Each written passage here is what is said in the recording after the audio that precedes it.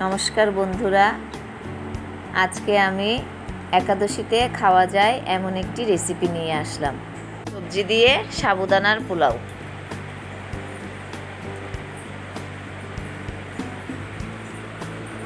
প্রথমে চুলায় একটি প্যান বসালাম।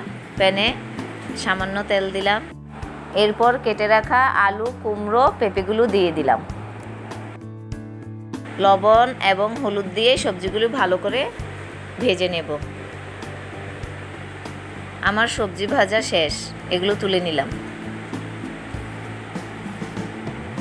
সেই তেলে জিরে, তেজপাতা, শুকনো মরিচ ফোড়ন দিলাম। তারপর সবজিগুলো আবার দিয়ে দিলাম। একটু হলুদের গুঁড়া, জিরের গুঁড়া, আদা দিয়ে সবজিটা ভালো করে কষিয়ে নিব।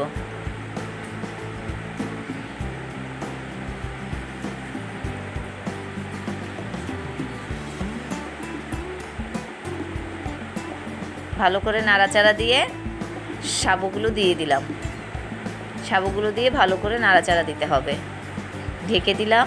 কিছুক্ষণ পর ঢাকনা খুলে আবার একটু নাড়াচাড়া দিলাম। সামান্য একটু জল দিয়ে দিব যাতে সাবুগুলো একটু নরম হয়।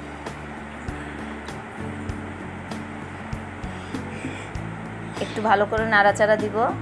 পরিমাণ মতো লবণ দিলাম, স্বাদ মতো একটু চিনি দিলাম। ভালো করে নাড়াচাড়া দিয়ে নিব। নাড়াচাড়া দিয়ে একটু অপেক্ষা করব।